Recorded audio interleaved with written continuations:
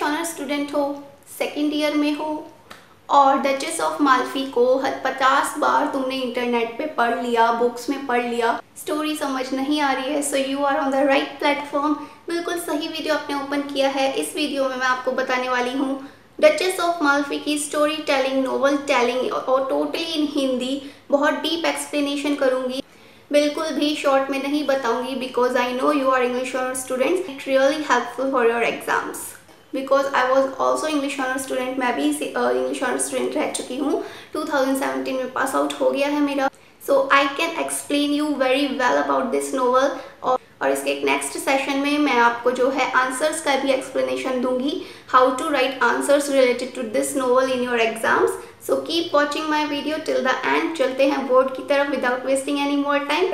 Let's get started. Playlist में आप जाके मेरे first year, second year, third year के नोवेल स्टोरी टेलिंग को देख सकते हैं।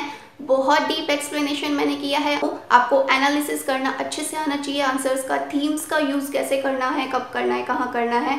आई will tell you everything, so keep watching me till the end. Okay students, so as you know this novel is narrated by John Webster. ठीक है, पहले मैंने major characters लिख दिए हैं, बिकॉज कैरेक्टर्स का एक दूसरे से क्या रिलेशन है वो आपको जानना बहुत कंपलसरी है before starting to read a novel. तो देखते हैं डचेस, इस नॉवल में जो डचेस है वो कौन है? एक विडो है, यानी कि एक विधवा है। कहाँ की? माल्फी की। माल्फी जो है एक पैलेस का नाम है, महल का नाम है नॉवल में। एंटोनियो डचेस का हस्बैंड है, ठीक है। और ये क्या है? डचेस ऑफ माल्फी, यानी कि जो माल्फी का कोर्ट है, महल है, उसमें ये स्टेवार्ड की नौकरी करता है, यानी कि मैनेजरशिप की।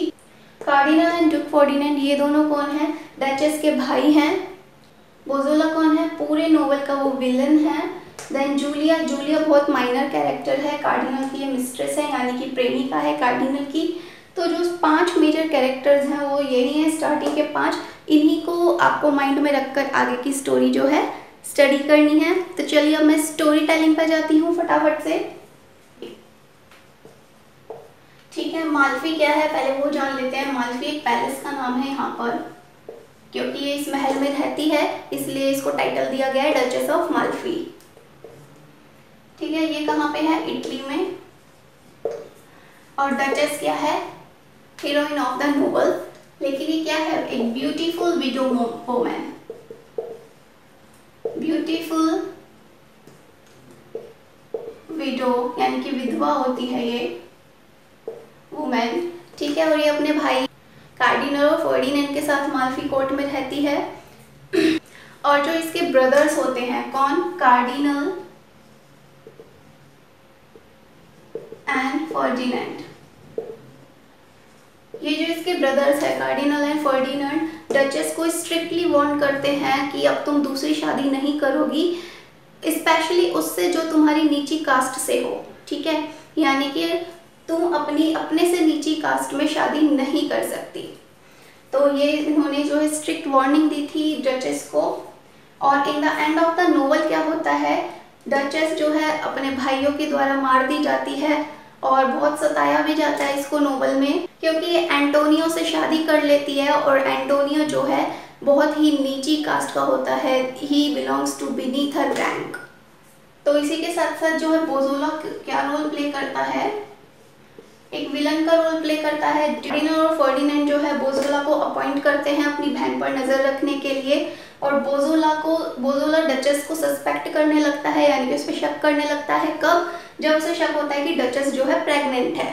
ओके, तो ये था बहुत ही शॉर्ट में एक छोटा सा आइडिया की नोवेल में हो क्या रहा है और कौन किससे क्या रिलेटेड है।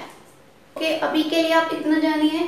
कार्डिनल और फर्डिनेंड जो है बोजोला को अपॉइंट करके चले जाते हैं, कहाँ? रोम। और क्या बोल के जाते हैं कि तुम डचेस पे नजर रखोगी कि वो हमारे पीछे कोई ऐसा काम ना करे जो हमारी इज्जत को ठेस पहुंचाए। और डचेस क्या करती है? सीक्रेटली शी मैरिड, सीक्रेटली ये एंटोनियो से मैरिड, यानी कि शादी कर लेती है। और उसी टाइम पीरियड में ये प्रेग्नेंट भी हो जाती है। तो जब ये प्रेग्नेंट होती है, बोजोला को इस पे शक होता है।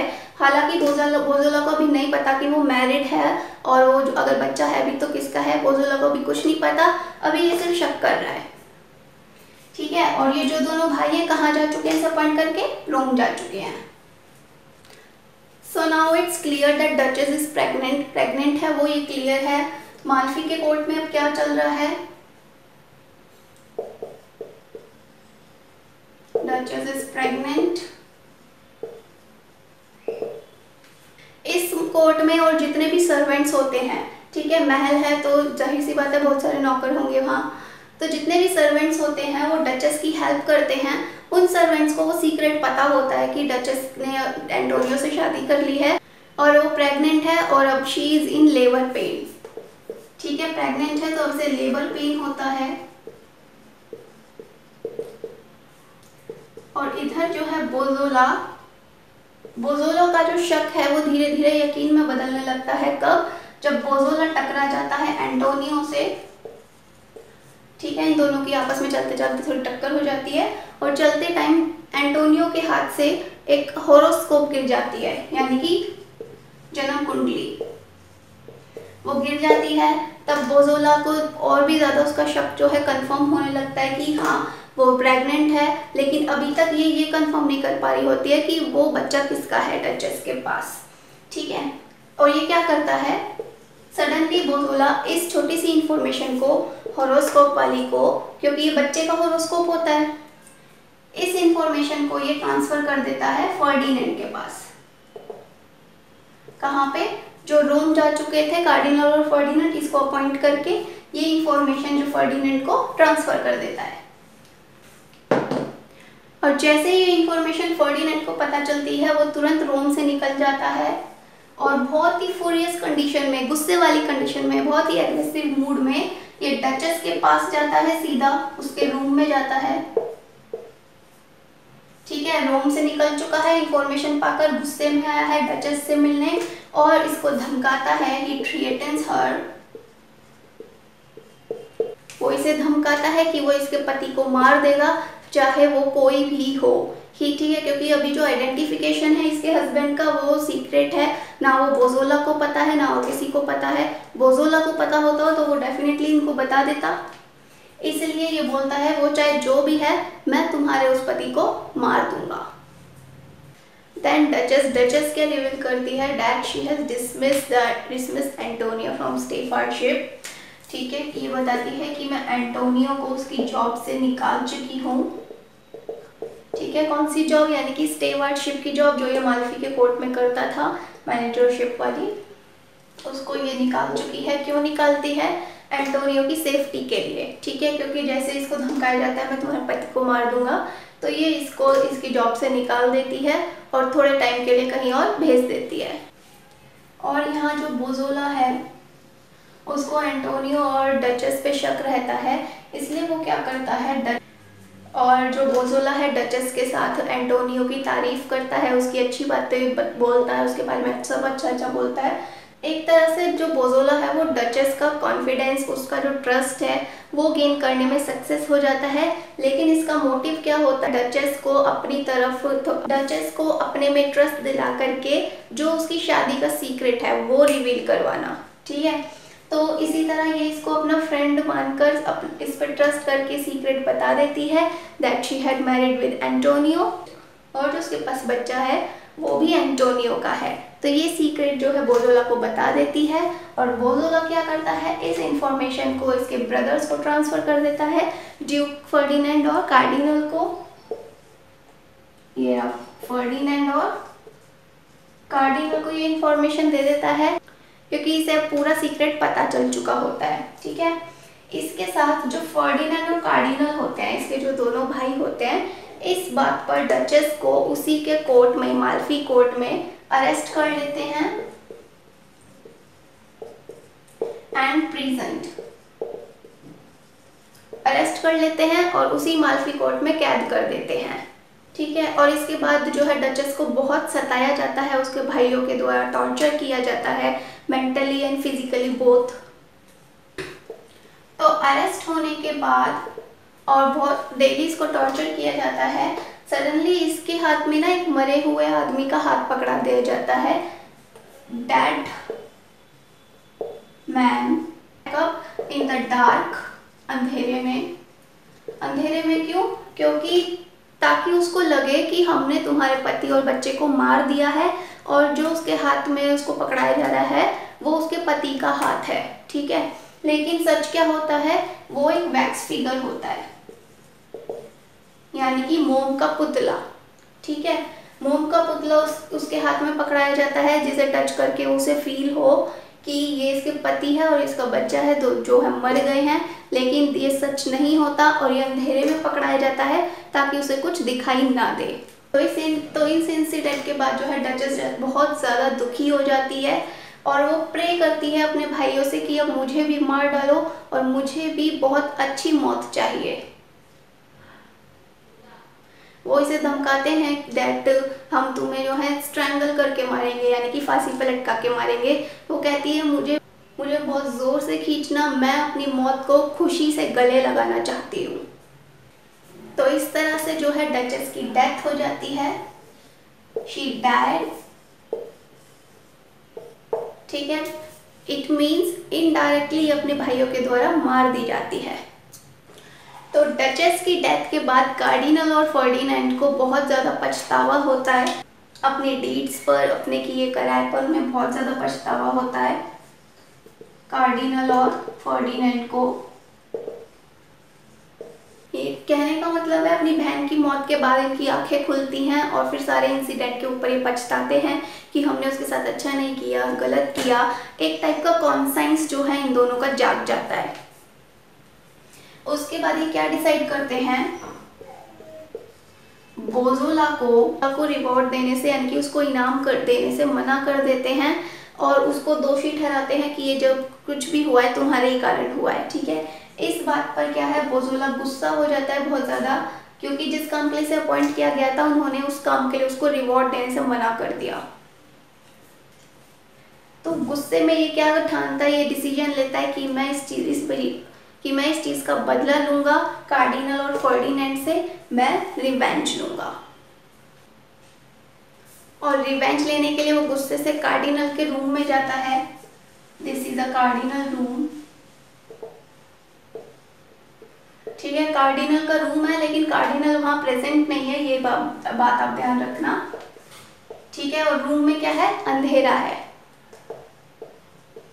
बोजोला जाता है यहाँ गुस्से में क्या करने, रिवेंज लेने, यानी कि मारने जाता है, टू किल देम।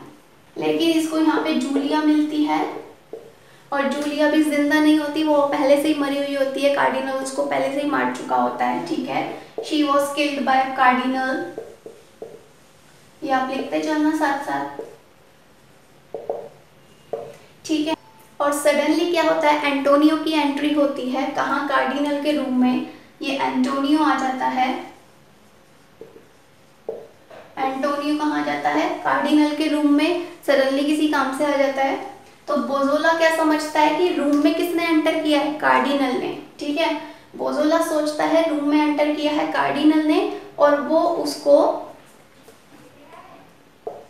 ये जो बोजोला है ये एंटोनियो को मार देता है चाकू से, ठीक है। ही किल्ड एंटोनियो, लेकिन उसे पता नहीं है कि उसने एंटोनियो को मारा है। वो क्या सोचता है कि रूम में कार्डिनल आया है और उसने कार्डिनल को मारा है, ठीक है। इसके बाद क्या होता है, इसकी आवाज सुनकर कार्डिनल वहां पहुंच जाता है, ठीक है। On the same room, cardinal के रूम में पहले वो एंटोनियो को मारता है, फिर उसकी आवाज सुनकर कार्डिनल वहां पहुंचता है, ठीक है। जब ये देखता है कि कार्डिनल अब आया है तो वो इसे मार देता है। फाइनली ही किल्ड कार्डिनल, ठीक है। फिर कार्डिनल की भी आवाज सुनकर फर्डिनेंड उस रूम में आता है, फिर सेम रूम में फर्डिनेंड आ जाता है, ठीक है। इसकी आवाज सुन के वो आया, उसकी आवाज सुन के वो आया, और फाइनली जो पहले फर्डिनेंड बोजोला को मारता है, बोजोला किल्ड बाय फर्डिनेंड, ठीक है। लेकिन मरते मरते बोजोला भी फर्डिनेंड को मार के चला जाता है, ठीक है। ये दोनों एक दूसरे को चाकू भोंक देते हैं in the end of the novel. तो इस तरह से बोजोला जो है पूरी डचेस फैमिली को डिस्ट्रॉय कर देता है, माल्फी कोर्ट के जितने भी मेंबर होते हैं सबको वो मार देता है। डचेस जो पहले ही मर जाती है अपने भाइयों के अत्याचार से, और बाद में ये जो बोजोला है उसके भाइयों को भी मार देता है, और जो उसका ये लास्ट वाला भाई है फर्डिनेंड, ये भी बोजोला को मार के मर जाता है। So this was the whole story about this novel. It's very easy to get, बहुत ईजी है ये। एंड फाइनली जो उसका माल्फी कोर्ट होता है, जो पैलेस होता है, महल, वहां पे रूल करने के लिए कौन बचता है? Only the eldest son of duchess. ठीक है, डचेस जो प्रेग्नेंट थी और जो उसका बेटा हुआ था, सिर्फ वो ही एक बचता है उस पूरे कोर्ट पे रूल करने के लिए, और उसी को उत्तराधिकार मान लिया जाता है, इनहेरिट उसी को किया जाता है। तो आपको डीप एक्सप्लेनेशन कैसा लगा वो आप कमेंट बॉक्स में ज़रूर बताना। And now here are some important themes of this novel. ठीक है, इन थीम्स को यूज़ करके आप इस नोवेल के लिए बेस्ट आंसर बना सकते हो, बिकॉज आंसर राइटिंग में आपको पूरी नोवेल एज इट इज़ नहीं लिखनी होती है, स्टार्टिंग टू एंड उसकी स्टोरी नहीं लिखनी होती है। उस स्टोरी में क्या क्या मेजर इंसिडेंट्स रहे हैं, उनकी फीलिंग्स रही है, उसने ये काम क्यों किया, आपके पॉइंट ऑफ व्यू से आपको जज करके अपना बेस्ट आंसर देना होता है। तो इन थीम्स का आप यूज़ करके आप अपना बेस्ट आंसर दे सकते हैं। जैसे reputation and class reputation and class, इसको आप कौन से फॉर्मेट में यूज़ कर सकते हो? You can use this for cardinal and Ferdinand. Ferdinand और कार्डिनल के बारे में आप जब भी अपने आंसर में लिखोगे तो रेप्यूटेशन एंड क्लास का आप ज़रूर जिक्र करना। Like to maintain their reputation and class, they did so and so thing. Revenge का ये मूड आप किसके लिए लिख सकते हो? बोजोला के लिए। ठीक है, in the end of the novel आपने देखा बोजोला ने कैसे अपना रिवेंज लिया, वो वाला पार्ट आप रिवेंज के अंदर एक्सप्लेन कर सकते हो। क्रूएलिटी में भी आप ये वर्ड जो है उसके दोनों ब्रदर्स के लिए यूज़ कर सकते हो। Like in what are the things they did with their sister. Cruelty में उन्होंने उसको सताया, टॉर्चर किया, उसको प्रेजेंट कर दिया, कैद कर दिया किले में। रेपेंटेंस यानी कि पछतावा, ये भी आप उस दोनों ब्रदर्स के लिए यूज़ कर सकते हो। After the death of Duchess the brothers feel repentance in their own mode. Then status of women, पूरी स्टोरी में जो एक वुमेन का स्टेटस होता है वो कैसा रहा, इस सारी चीज़ों को आप नोट डाउन करके अपने बेस्ट लैंग्वेज में बेस्ट आंसर लिख सकते हैं। फिर भी अगर आपको डीप से जानना है कि how to write answer in English honours exam, so I will definitely make video on it. You can leave the comment below on request, I will make it. तो चलिए अब करते हैं अपनी स्टोरी को क्लोज। फिर मिलेंगे आपके साथ एक नेक्स्ट प्यारी सी नोवेल स्टोरी टेलिंग के साथ, चाहे वो सेकंड ईयर की हो, थर्ड ईयर की हो, या फिर और ऊपर आप आई बटन पे भी चेकआउट कर सकते हो, वहाँ भी आपको एक बढ़िया नोवेल ज़रूर मिलेगी एक्सप्लेनेशन में। And if you are also preparing for government exams, you are learning spoken English and you are also preparing for UPSC, so do subscribe my channel, keep watching, see you in the next video, take care, bye bye.